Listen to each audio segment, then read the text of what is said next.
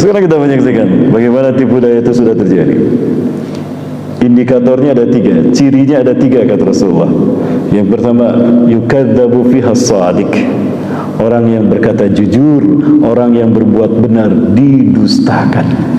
Sejujur apapun orang berkata, sebenar apapun orang berbuat, maka sistem memandangnya dia tidak benar.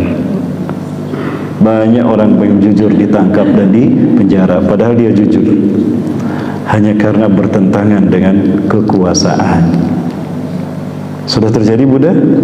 Sudah. Yakin Bunda? Masya Allah. Yang kedua, ketika yang benar didustakan, maka para pendusta dibenarkan. Wa yusaddaqu fihal kadhib. Orang berdusta, orang berbohong dibenarkan. Kenapa dibenarkan? Karena dia punya kekuasaan, dia punya apapun. Maka yang bertentangan dengannya ditangkap dan dipenjara. Dan yang ketiga, wa yu'tamanu fihal kha'in. Ya. Mereka yang para pengkhianat satu kaum, pengkhianat satu bangsa, muncul memimpin kaum dan bangsa tadi. Ini kata Rasulullah SAW, bukan kata saya Bapak Ibu.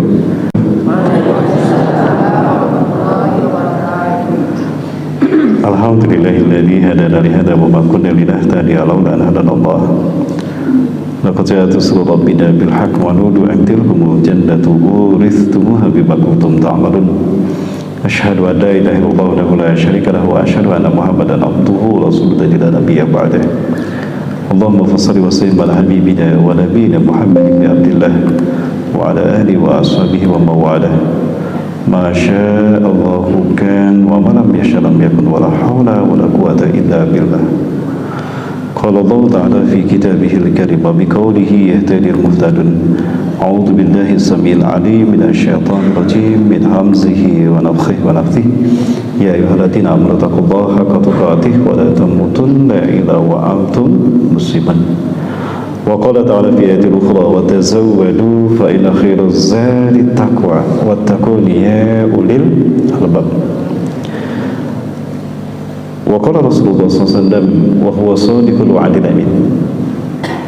Saddidu wa badiru wa qaribu fa innahu la yudkhilul jannata ahadakum a'malu. Qila wa la anta ya Rasulullah? Qala wa la ana walakin Allah yataghammadani bi rahmatih. Shadaqallahu al-azim wa sadaqa rasul karim wa ala dzalika minasyahidin. Tiada kata yang bisa kita ucapkan mengawali apapun aktivitas kita di pagi hari ini melainkan syukur kita, puja-puji kita kepada Allah Subhanahu wa taala. Pagi hari ini Allah masih takdirkan kita bisa melaksanakan salat subuh berjamaah. Satu ibadah yang menjadi ukuran syahadat kita, tauhid kita di dunia ini. Dialah Allah Subhanahu wa taala yang telah menghidupkan kita setelah kita tertidur tadi malam, mengembalikan kembali ruh ke dalam jasad kita sehingga kita bisa merasakan kembali arti dunia yang fana ini. Dialah Allah Subhanahu wa taala yang telah menciptakan kita dari tidak ada menjadi ada. Dan setelah Allah menciptakan kita dari tidak ada menjadi ada, Allah bentuk kita dalam bentuk yang terbaik, fi ahsani taqwim. Maka kita manusia menjadi makhluk yang terbaik. Maka demi menjaga muruah kita sebagai makhluk Allah yang terbaik, Allah ciptakan satu sistem hidup yang terbaik, dan itu adalah Islam. Hanya dengan Islam kita tetap mulia. Maka fitrahnya manusia hidup di dunia ini adalah di dalam Islam. Seperti fitrahnya ikan hidup di dalam air, aman, damai, tentram, lestari. Begitulah manusia, fitrahnya hidup di dunia ini adalah di dalam Islam. Maka jika ada manusia yang hidup di luar Islam, itu ibarat ikan yang berada di luar air. Ada ikan bisa hidup Bunda di luar air? Tidak ada. Bagaimana nasib ikan jika berada di luar air? Nggak jauh beda, seperti ikan bakar, ikan goreng, dan pepes ikan. Begitu ya Bapak Ibu. Maka apapun yang dicapai oleh manusia di dunia ini, bila tanpa iman dan Islam, hanyalah ibarat gunung es yang tinggi menjulang ke langit, hancur mencair roboh oleh terik panas sinar matahari. Hanya mereka yang punya iman dan Islam yang tetap bisa bertahan betapapun dahsyat gelombang fitnah akhir zaman.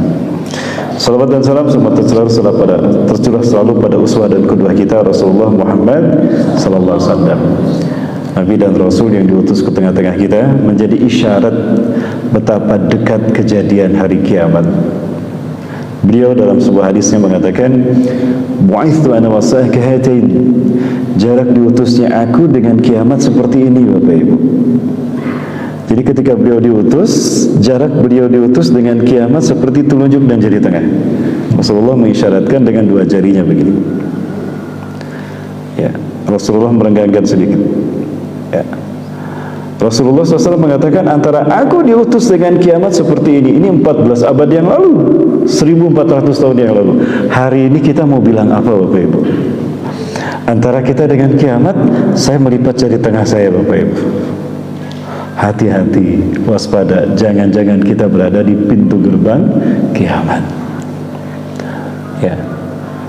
Kalau saya melihat sepertinya pintu gerbang kiamat sudah terbuka dan kita berada di depannya. Apa yang membuat saya mengatakan demikian? Bahwa pintu gerbang kiamat sudah terbuka dan kita berada di depannya. Rasulullah SAW bersabda, "Baina yaday sa'ah," di pintu gerbang kiamat. Di pintu gerbang kiamat, sinina khadi'atan, akan muncul tahun-tahun penuh dengan tipu daya dan tipu muslihat.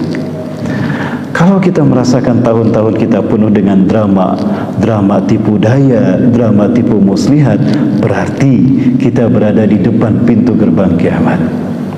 Sudah terasa belum, Bapak Ibu? Sudah? Sekarang sudah terasa penuh tipu daya? Di sini? Enggak. Bapak Ibu, sekarang kita menyaksikan bagaimana tipu daya itu sudah terjadi. Indikatornya ada 3, cirinya ada 3 kata Rasulullah. Yang pertama, yukadzabu fiha shadiq, orang yang berkata jujur, orang yang berbuat benar didustakan. Sejujur apapun orang berkata, sebenar apapun orang berbuat, maka sistem memandangnya dia tidak benar. Banyak orang yang jujur ditangkap dan dipenjara, padahal dia jujur, hanya karena bertentangan dengan kekuasaan. Sudah terjadi, Bunda? Sudah. Yakin, Bunda? Masya Allah. Yang kedua, ketika yang benar didustakan, maka para pendusta dibenarkan. Wa yusaddaqu fihal kadhib. Orang berdusta, orang berbohong dibenarkan. Kenapa dibenarkan? Karena dia punya kekuasaan, dia punya apapun.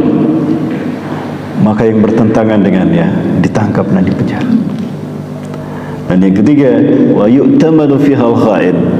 Ya, mereka yang para pengkhianat satu kaum, pengkhianat satu bangsa, muncul memimpin kaum dan bangsa tadi. Ini kata Rasulullah SAW, bukan kata saya, Bapak Ibu.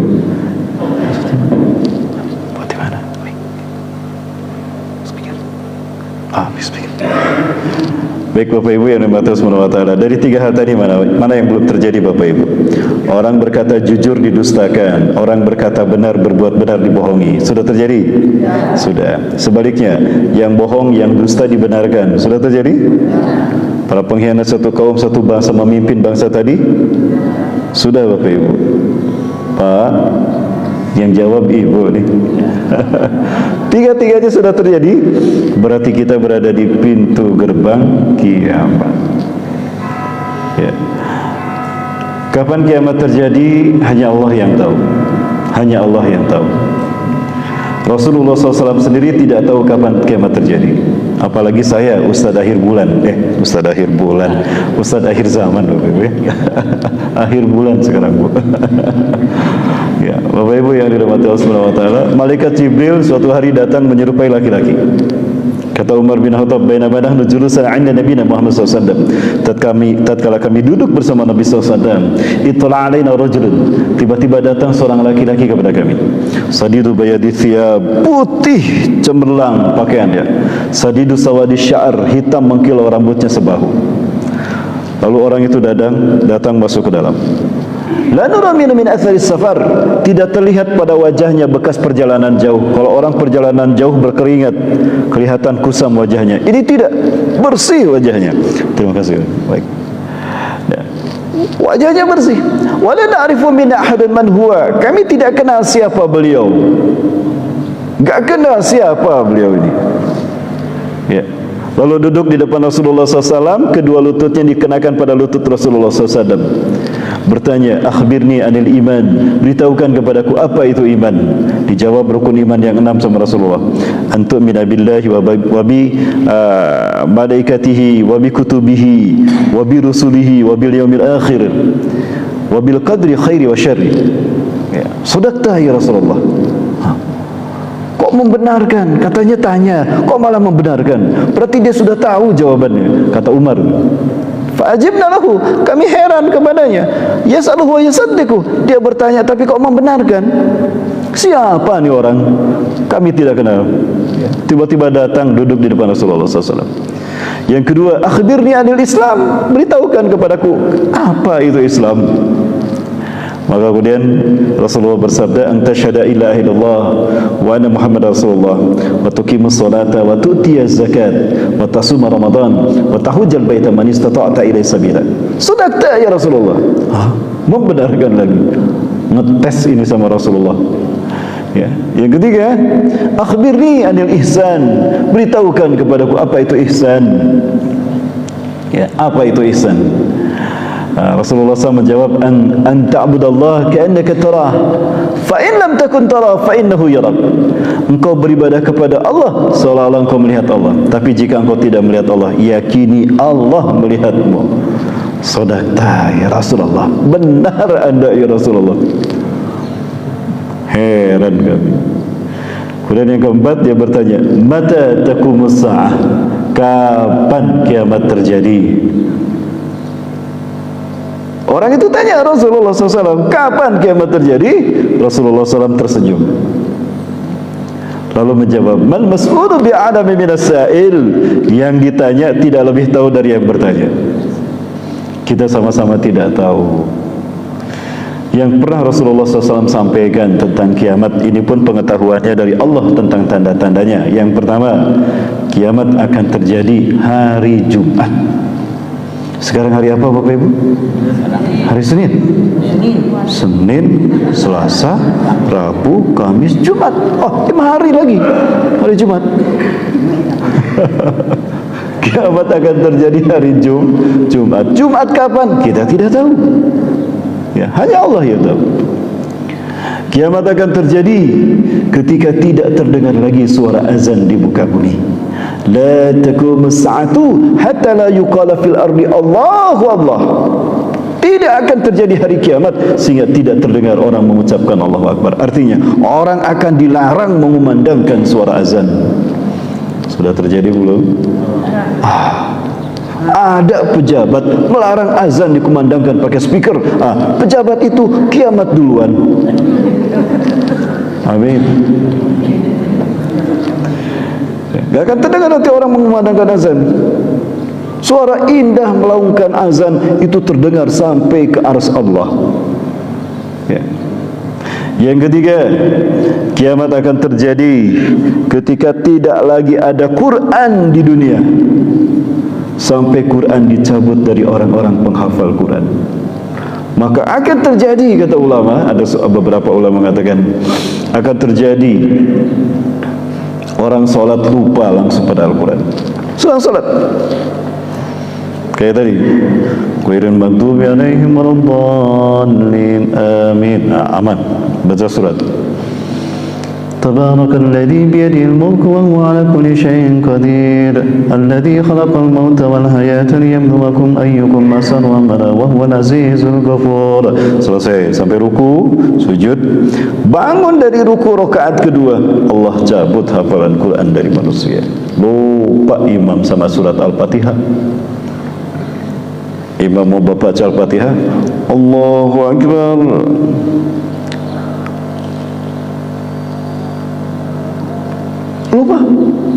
lupa Al-Fatihah Bapak Ibu. Makmumnya kok merasakan kok imam diam. Kenapa imam tidak baca Fatihah? Subhanallah. Makmumnya pun cuma bisa subhanallah karena makmumnya juga lupa. Maka apa yang terjadi? Lama salat merenung tanpa bacaan Quran. Sampai ruku, sujud, selesai salat diselesaikan tanpa bacaan Quran. Ini cerita. Selesai salat, imam berbalik badan berkata, "Limadat la tuzakkirtumuni bil ayah, laqad nasitu bil Quran." Kenapa kalian tidak mengingatkan aku? Aku lupa dengan Al-Quran, aku lupa dengan Al-Fatihah dan surat-suratnya. Apa kata jamaahnya? Kata makmumnya, "Kaifa nudzakiruka wa qad nasina aidan?" Faqad nasina bil ayati aidan. Bagaimana kami mengingatkan Anda? Kami juga lupa dengan bacaan Quran kami. Lari imamnya ngambil Quran ke mushaf Quran. Ketika diambil mushaf Quran, dibuka Bapak Ibu, bersih, putih semuanya, tidak ada tulisannya. Ini sebelum kiamat terjadi, Allah cabut, Allah angkat Quran dari muka bumi, isinya maka tinggal kertas saja, ini tidak ada isinya. Maka perbanyak baca Quran sebelum Quran diangkat dari muka bumi. Kiamat tidak akan terjadi sehingga tidak ada lagi Ka'bah di tempatnya. Iksirut tawaf qabla an yarfa'aha Allahu ila indah atau ila janibi. Perbanyaklah tawaf sebelum Allah angkat Ka'bah dari tempatnya. Fala tajidu min asariha syai'. Fala tajidu min asariha syai'a. Dan engkau tidak akan menyaksikan bekasnya, seolah-olah tidak pernah ada Ka'bah di sana. Faka'annahu lam takun fiha min qabl. Seolah-olah belum pernah ada Ka'bah di sana, bersih, tidak ada bekasnya. Ya. Allah angkat Ka'bah, Allah angkat Quran, karena itu merupakan kesucian, tidak mungkin dikotori oleh kiamat. Karena kiamat adalah azab yang terburuk kepada makhluk yang terburuk di muka bumi. Manusia yang menyaksikan kiamat terjadi, itulah makhluk yang terburuk di muka bumi. Inna siraran nasi fil alam alladhina ja'athumus sa'atu baghtatan. Sesungguhnya manusia yang menyaksikan kiamat terjadi, itulah manusia yang paling buruk di muka bumi. Sesungguhnya manusia yang paling buruk di muka bumi adalah yang menyaksikan kiamat datang menimpa mereka.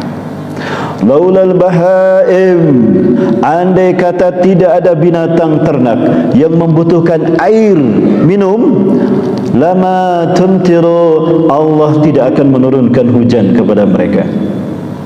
Lama yumtiru, Allah tidak akan menurunkan hujan. Jadi kalau saat itu Allah menurunkan hujan, Allah kasihan sama binatang, bukan sama mereka. Na'udzubillahi min dzalik. Kemudian orang tadi tanya sama Rasulullah tadi, mata taqumu sa'ah?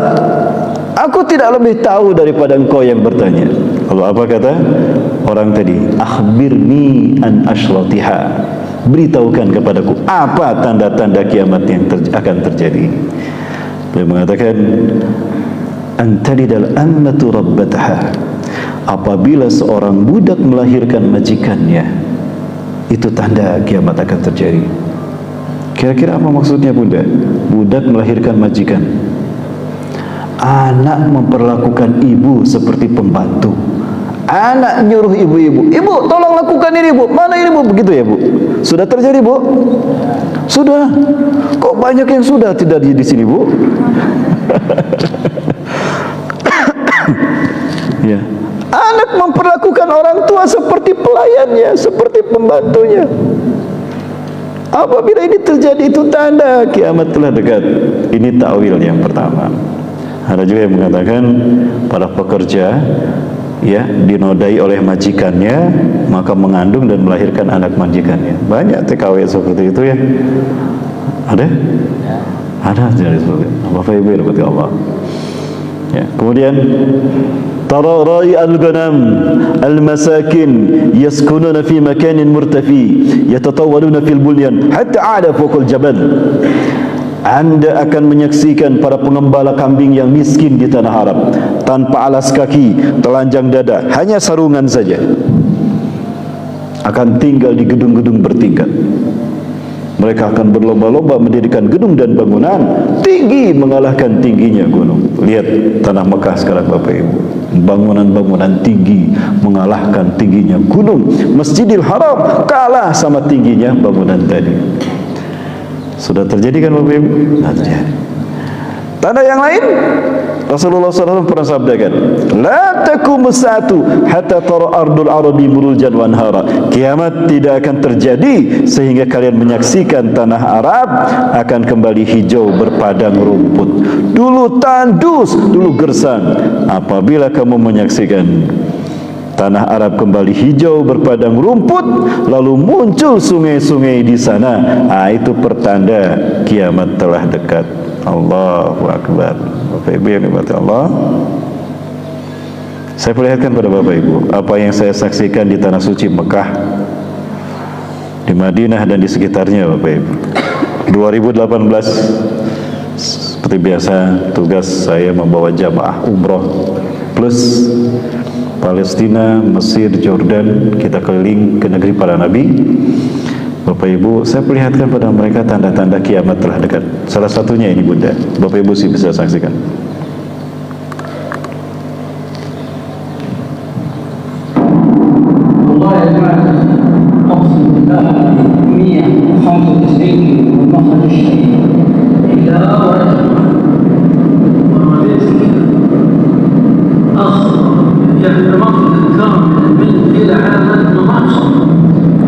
Sepanjang perjalanan saya ngobrol dengan supir, insyaallah. Ya, anzurhi walada. Hadis surah min asrat Nisa.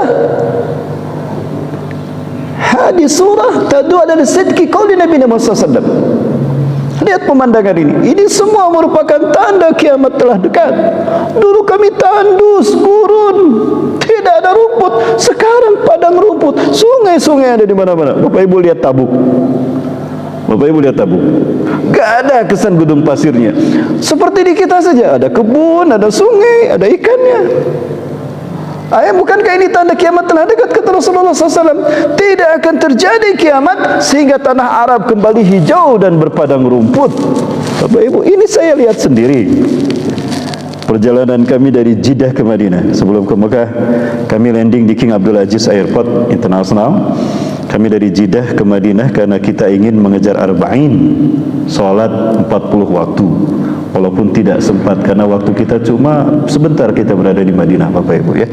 Karena kita harus ke negara lain Bapak Ibu. Kemudian kami saksikan menjelang masuk ke Madinah banyak sungai di sana. Allahu Akbar.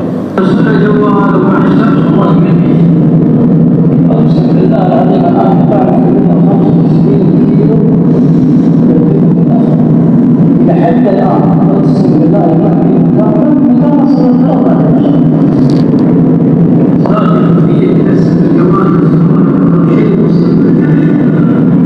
Kemudian muncul mata air di mana-mana.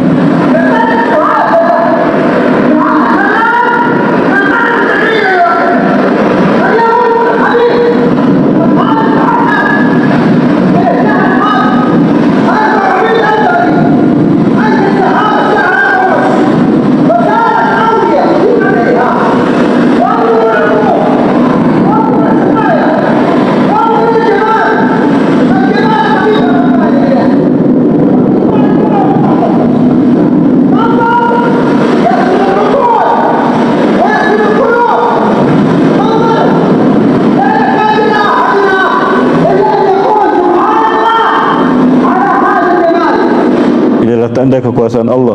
Maka perhatikan, pemandangan ini merupakan petunjuk betapa Allah Maha Kuasa. Sesuatu yang belum pernah terjadi bertahun-tahun, berpuluh-puluh tahun, beratus-ratus tahun, sekarang terjadi, kata dia. Perhatikan masa suci Allah atas semua keindahan ini. Lalu dia ingin meminum air ini Bapak Ibu. Ya, ini kesenangan, kegembiraan mereka.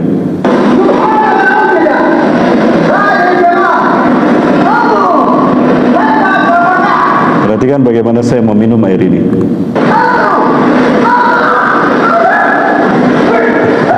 Saking senangnya Bapak Ibu. Kami yakin ini kekuasaan Allah, tanda kiamat telah dekat. Kata beliau. Baik Bapak Ibu, saya perlihatkan secara keseluruhan bagaimana bangsa Arab hari ini. Ini tanda kiamat terakhir. Ini kata Rasulullah SAW. Tidak akan terjadi hari kiamat sehingga tanah Arab akan kembali hijau dan berpadang rumput serta mengeluarkan sungai-sungai. Sudah terlihat Bapak Ibu tadi? Saya jelaskan begini, orang bilang yang tidak suka sama saya, itu cocok logi katanya.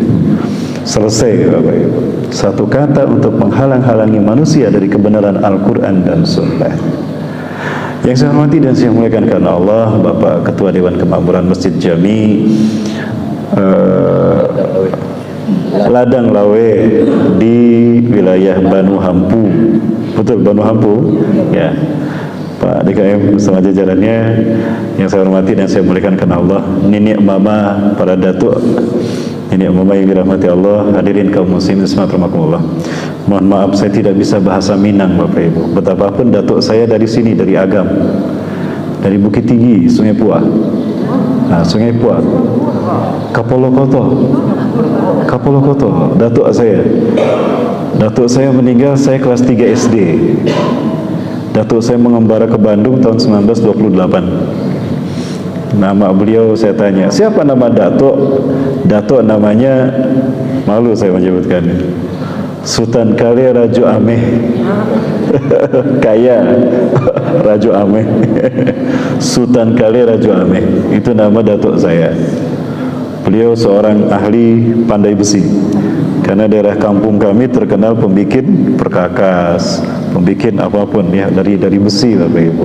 Di lereng Gunung Merapi, Bukit Tinggi, ya Sungai Puah. Orang bilang Singapura, Singapurnya awak, Singapurnya Minang.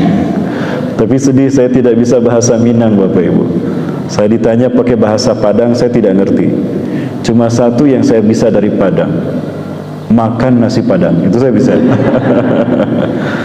Bapak Ibu yang dirahmati Allah, kami datang bersama tim dari Sadulur Janda dan Mahabbatur Rasul melanjutkan apa yang dulu dimulai oleh Ustadz Sya'ban. Kita dalam upaya untuk menuntaskan pembangunan pondok pesantren Mahabbatur Rasul. Ya, pondok pesantren ini berada dibangun di tengah-tengah minoritas umat Islam. Ya, ada dua proyek. Pertama di Pemantang Siantar, kedua di Sibolangit. Di Sibolangit ada di desa Dusun 3, desa Kinangkung, ya. Sibolangit itu terkena longsor. Padahal di 4 desa itu cuma satu masjid. 4 desa cuma satu masjid Bapak Ibu. Dan itu minoritas. Umat Islam hanya 20% sekarang. Dulu 40%. Sudah cuma minoritas dan cuma punya satu, hancur Bapak Ibu masjidnya. Nah, subhanallah, maka kami berharap Islam tidak mati di sana. Kalau Islam mati di sana, masya Allah. Padahal bumi ini Allah berikan untuk Islam dan kaum muslimin. Nah, maka kami melanjutkan apa yang dilakukan oleh Ustadz Sya'ban. Kalau tidak salah Ustadz Sya'ban pernah kemari Bunda, Ayah Bunda, pernah ya, sebelum Ramadan. Baik Bapak Ibu yang dirahmati Allah SWT, nanti ada tim kami akan menjelaskan tentang program ini ya. Insyaallah ini akan kita lanjutkan pembangunan pondok pesantren Mahabbatur Rasul SAW, Manba'ul Ulum wal Hikam. Mahabbatur Rasul, menanamkan cinta kepada Rasulullah SAW. Manba'ul Ulum wal Hikam, sumber ilmu dan hikmah.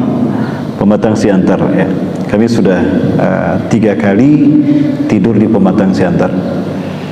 Ada cerita lucu di Pematang Siantar ini. Ada pemilihan wali kota dan wakil wali kota. Karena mayoritas non-muslim, maka wali kota mereka non-muslim, wakilnya baru muslim. Biiznillah, belum lama menjabat wali kotanya meninggal dunia.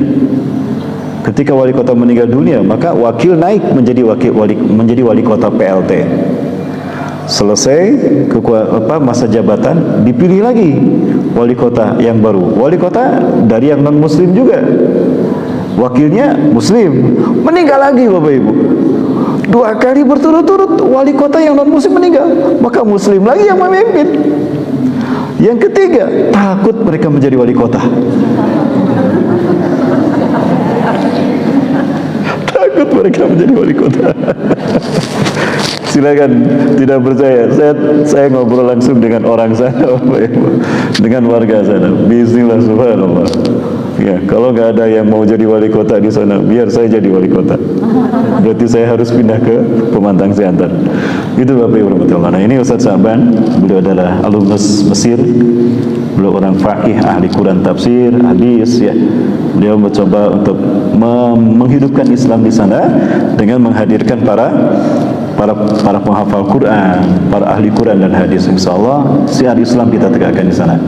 Alhamdulillah beberapa ustaz sudah berkunjung ke sana. Ustaz Abdul Rahman Jailani dari Jakarta, kemudian juga Ustaz Abdul Somad bahkan ikut menyerukan kita, yuk kita hidupkan Islam di sini, kita bangun pondok pesantren ini, kita bantu. Begitu juga dengan Buya Tengku Zulkarnain, Bapak sekalian, ya. Semua sudah dihadirkan ke sana insyaallah. Nanti kami perlihatkan ceramah mereka. Bapak Ibu rahmatullahi subhanahu wa taala. Menuntut ilmu Islam dan juga menghidupkannya merupakan kemuliaan. Allah akan memuliakan siapapun yang menghidupkan Islam dan kaum muslimin. Bapak Ibu rahmatullahi subhanahu wa taala, ya. Ada satu kisah nanti saya sampaikan, kisah tentang kemuliaan orang yang menuntut ilmu Islam dan membantu membangun dan membiayai para penghafal Quran dan para penuntut ilmu. Di mana Allah muliakan di dunia dan di akhirat. Allah muliakan. Bahkan di kubur Allah muliakan. Nanti saya cerita kisah nyata di Suriah. Orang yang menuntut ilmu dan orang yang membiayai menuntut ilmu itu Allah muliakan di alam barzahnya. Ya, nanti kisahnya saya sampaikan, kisah dari Syekh Hisam Al-Burhani hafizahullah, ulama Suriah. Bapak sekalian. Nah, namun sebelum saya bahas itu, Bapak Ibu rahmati Allah, setidaknya ada 7 hari. Oh, lupa tadi belum selesai ya ceritanya. Nah, orang tadi yang nanya sama Rasulullah diterangkan demikian, paham. Jazakumullah khairan. Terima kasih ya Rasulullah. Saya paham sekarang. Keluarlah orang tadi yang bajunya putih, rambutnya hitam kilau sebahu. Dikejar sama Umar bin Khattab. Loh, kok menghilang? Pakai kendaraan apa? Kok pakai kuda? Kok tiba-tiba menghilang? Kemana dia pergi? Ke atas gak ada. Umar balik badan. Kemana ya Rasulullah? Menghilang dia. Apa kata Rasulullah SAW? Atadrina man huwa? Tahukah kalian siapa orang yang datang tadi? Allah Rasulullah alam. Huwa Jibril atakum yu'allimakum dinakum. Dia Jibril datang mengajarkan Islam, mengajarkan agama kepada kalian. Oh, malaikat Jibril yang datang. Itu Bapak Ibu pelajaran tentang hari akhir. Lalu apa yang akan kita alami Bapak Ibu ketika kita meninggal dunia menuju ke akhirat nih? Ada 7 hari. Setidaknya ada 7 hari kita meninggalkan dunia menuju kepada hari kekekalan, menuju alam kekekalan, alam yang sesungguhnya, alam akhirat. Yang pertama yaumul sa'ah, hari hancurnya alam semesta. Sa'ah, waktu hancurnya alam semesta. Ya, sehancur-hancurnya. Yang kedua yaumul ba'ats, hari dibangkitkannya manusia di alam mahsyar dalam kondisi kematian mereka. Kullun nasi yub'atsu yaumul ba'tsi ka hayati mautih. Manusia akan dibangkitkan nanti yaumul ba'ats menurut kondisi kematiannya. Saya punya tetangga meninggal ketika sujud terakhir salat duha, maka dibangkitkan nanti di yaumul ba'ats dalam keadaan sujud. Ada orang meninggal ketika main bola, nanti bangun dibangkitkan di padang mahsyar kejar-kejar bola Bapak Ibu. Ya, ini saya perlihatkan orang mati ketika main bola. Ya, ini pertanda memang ajal kapan saja bisa Allah datangkan pada waktunya dimanapun manusia itu berada. Kalau benar itu mati, meninggal dunia, menyakitkan kematian, menyakitkan kematian, ditarik dengan susah. Kematian waktunya pasti, detiknya, menitnya, jamnya, harinya sudah jelas. La yastakhiruna sa'atan wa la yastaqdimun. Tidak bisa ditangguhkan dan tidak bisa dipajukan. Namun di mana kita mati, dalam kondisi apa kita mati, itu bisa kita atur, tergantung pilihan kita. Maju kita 100 langkah, mati. Ada pengajian, ada konser dangdut, pilih mana? Terserah. Orang ini pilih pengajian, datang ke masjid, dengar pengajian. Sebelum dengar pengajian, sholat dulu. Di 100 langkah itu sedang sujud, mati. Ya itulah yang terjadi. Bisa jadi dia pilih lihat konser dangdut kan? Dia lihat penyanyi dangdut yang seksi, dia ikut joget. Di 100 langkahnya, mati. Itu pilihan kita. Waktunya 100 langkah. Ini ajal. Kapan manusia mati? Ketika rizkinya habis. Mau sehat, mau sakit, kalau rizkinya habis, mati.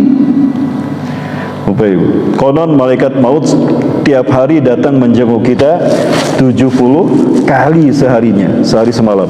Datang jenguk kita. Oh, rizkinya masih ada, balik lagi.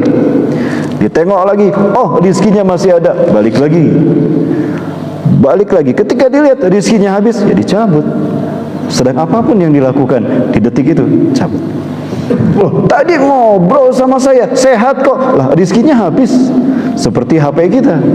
Mau HP Vivo, Oppo, Android, iPhone. iPhone yang mahal. Apa iPhone yang mahal? 13 Pro. Ya, 13 Pro misalnya. Kalau habis baterai, mati tidak? Ya sama. Itulah manusia. Habis rizkinya, habis kuotanya, mati. Aja. Bapak Ibu yang dirahmati Allah Subhanahu wa taala. Kemudian ada hari apa lagi Bapak Ibu? Tadi saya perlihatkan pada Bapak Ibu 7 hari. Ya, Yaumul Ba'ats, hari kematian. Nanti dibangkitkan di padang mahsyar menurut kondisi kematiannya. Nah, yang tadi dibangkitkan main bola, nanti ya ngejar bola. Subhanallah. Dia ngejar bola, Israel ngejar dia, kejar-kejaran Bapak Ibu. Dia dikejar Israel, dia mengejar bola. Ya, subhanallah. Inilah ajal. Baik, kemudian hari yang ketiga, Yaumul Mahsyar, hari digiringnya manusia di padang mahsyar. Hari digiringnya manusia di padang mahsyar selama berapa lama? Tadi tanpa alas kaki, telanjang dada, telanjang bula, bercucuran keringat, panas selama 50.000 tahun. Kemudian satu harinya 10 tahun di dunia. Yang keempat Yaumul Hisab, hari diperhitungkan dan disidangnya amal perbuatan kita. Di hari yang keempat inilah nanti akan Allah perlihatkan amal perbuatan kita. Di situ kita akan menyaksikan apapun yang kita lakukan. فَمَنْ يَعْمَلْ مِثْقَالَ ذَرَّةٍ خَيْرًا يَرَهُ وَمَنْ يَعْمَلْ مِثْقَالَ ذَرَّةٍ شَرًّا يَرَهُ. Siapa yang berbuat baik sebesar biji sarah pun akan menyaksikannya. Akan menyaksikan sekecil apapun kebaikan dan keburukan yang dilakukan akan Allah perlihatkan. Nah, setelah itu baru dipisahkan kebaikan dan keburukan kita, baru kita disidang atas apa yang kita lakukan. Itulah sidang yang paling adil di alam semesta. Allah langsung yang menjadi hakimnya, Maliki Yaumiddin, yang merajai hari pembalasan. Bapak Ibu, kemudian hari berikutnya adalah Yaumul Mizan. Setelah dipisahkan kebaikan dan keburukan ditimbang, maka dipisahkan lalu ditimbang di hari kelima, Yaumul Mizan, hari penimbangan amal. Pada saat ditimbang itu ada amalan yang penimbangannya mizan tidak kuasa menimbangnya. Ada amalan sepele, mudah diamalkan, tapi mizan tidak kuasa menimbang pahalanya. Sepele amalnya, dahsyat pahalanya. Kira-kira amalan apa Bapak Ibu, Ayah Bunda? Amalan apa? Rasulullah bersabda, kalimatani habibatani khafifatani alal lisan habibatani ala rahman wa sakinatani fil mizan. Ada dua kalimat mudah diucapkan, dicintai Allah yang Maha Rahman, dan berat timbangannya di mizan. Subhanallah wa bihamdihi subhanallahil azim. Nah, itu zikir ini, berat mizan. Mizan tidak bisa menimbang apa asma Allah. Asma Allah kemuliaannya tidak terbatas. Baik Bapak Ibu dirahmati Allah, yang keenam Yaumul Jaza, hari pembalasan. Di hari pembalasan inilah manusia akan melintas titian sirat, sebuah jembatan. Saking susahnya manusia susah untuk, saking takutnya manusia susah untuk melintas. Bapak Ibu, nah ini jembatan sirat yang menghubungkan, ini gambaran saja, menghubungkan ujung padang mahsyar dengan tepi halaman surga. Di bawahnya ada komplek neraka. Ya, ada 7 neraka di bawahnya. Ada neraka wel paling atas, sakor di bawahnya, hawiyah utamah paling bawah jahanam. Manusia melayang-layang ketika terjatuh dari jembatan tadi selama 75 tahun. 76 tahun Bapak Ibu baru sampai ke dasarnya. Masya Allah. Baik, hari yang terakhir adalah Yaumul Khulud atau Yaumul Akhir. Disebut Yaumul Akhir, tidak ada lagi hari sesudah itu. Disebut Yaumul Khulud karena siapa yang masuk surga, masuk neraka di hari itu kekal abadi. Bapak Ibu, saya ingin menyampaikan sebuah cerita. Cerita ini langsung, ini kisah nyata, disampaikan oleh Syekh Hisam Al-Burhani. أذكر قصة أو شواهد على هذه القضية. Kisah ini menyampaikan pada kita tentang kemuliaan orang yang menuntut ilmu dan juga orang yang membiayai para penuntut ilmu. Dua-duanya sama mulianya, sama surganya. Ini kisah nyata. Di kuburnya Allah lapangkan menjadi taman surga. Kita dengarkan kisahnya. Itu Bapak sekalian Allah. Orang yang menuntut ilmu dan membiayai orang yang menuntut ilmu, kuburnya berubah menjadi taman surga. Siapa kata Rasulullah? Siapa yang di kuburnya mendapatkan kebahagiaan, kelapangan, takkan kelezatan kubur, maka di hari-hari berikutnya dia akan mendapatkan kelezatan sampai masuk surga. Jalannya Bapak Ibu memuliakan penuntut ilmu dan para ustadznya. Sekarang ada peluang nih bagi kita. Kita ingin kuburnya seperti itu apa Bunda? Ayo Bunda, betul? Ada peluang bagi kita sekarang. Yuk Bapak Ibu kita bantu Pondok Pesantren Mahabbatur Rasul yang sedang melakukan pembangunan. Kita biayai mereka yang menuntut ilmu ini. Mudah-mudahan ini menjadi wasilah kita mendapatkan kemudahan di kubur kita. Amin. Amin. Amin. Silakan Ustaz Bapak Ibu, ini kami mohon izin keliling dulu ya Bapak Ibu sekalian, silakan.